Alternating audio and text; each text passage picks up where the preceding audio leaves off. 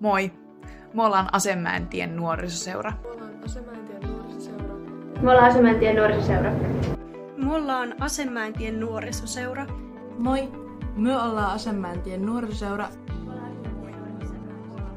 Me ollaan Asemäentien nuorisoseura ja tää on Teatteri Vaientamaton. Meillä voit harrastaa teatteria.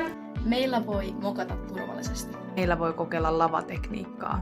Meillä voi ilmaista itseään lavalla. Meillä voi kehittyä omaa vauhtia.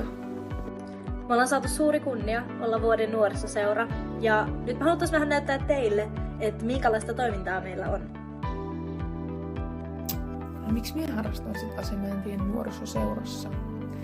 Minä harrastan sen takia, että siellä on yhteisöllinen tunnelma, kun noudatetaan turvallisen tilan periaatteita. Meidän treenien ilmapiiri on tosi rento ja siihen on helppo päästä sisään. Ja voisin sanoa, että mun lempitreenimuisto on se, kun minä aloitin teatterin ja minä menin sinne ekaa kertaa ja minun jännitti, mutta sitten minä huomasin, että siellä on oikeasti tosi rento ilmapiiri ja hauska olla, vaikka sitä ei ole koskaan tehnytkään. Teatterissa olen oppinut kehittämään mun luovuutta, toimimaan ryhmässä ja tuomaan paremmin esille mun omia mielipiteitä. Minä olen oppinut teatterissa hirveästi kaikenlaista, mutta päällimmäisenä minulle tulee mieleen sellainen omalta mukavuusalueelta poistuminen ja siitä nauttiminen. Ja se, että on oppinut luottamaan itteensä ja omaan tekemiseen. Se merkitsee mulle sitä, että me pääsen ilmaisemaan itseäni. Mä oon oppinut itsestäni ja omista rajoista tosi paljon teatterin avulla ja paljon erilaisia taitoja esimerkiksi kommunikaatioon ja tunneilmaisuun liittyen, mistä on ollut hyötyä myös teatterin ulkopuolella. Tapahtumatoiminta. Mitä se nyt meidän seuralla tarkoittaa? Me pyritään olemaan jotenkin läsnä ja näkyvillä kaikenlaisissa tapahtumissa. Esimerkiksi viime vuonna me oltiin Imatra-päivässä mukana ja toritapahtumissa. Nyt vastikään me osallistuttiin 14.2. yhdessä Imatra-tapahtumaan, missä me tehtiin kasvomaalauksia, jaettiin tarroja ja yleisesti jaettiin tietoutta meidän seurasta ja minkälaisia harrastuksia meitä voisi saada. Meillä on ollut tapahtumatoiminnassa esityksiä, esimerkiksi spoken word-esityksiä, improilua. Jotenkin koitettu tuoda esille sitä meidän seuraa ja sitä kaikkea laajaa kirjoa, mitä meillä voi tehdä. Ja se spoken word nyt on ollut semmoinen meidän omainen tapa ilmaista itseämme.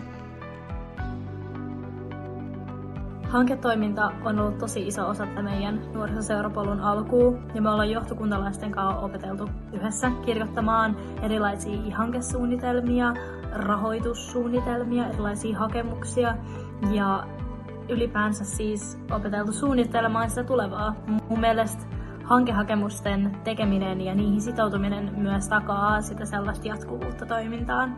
Millaisia hankkeita meillä sitten on ollut?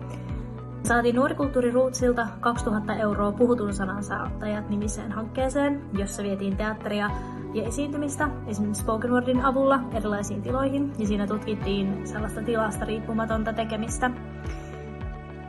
Tämän hankkeen aikana kokeiltiin myös esimerkiksi sitä, miten tekoäly voi inspiroida tai olla mukana tekemässä taidetta.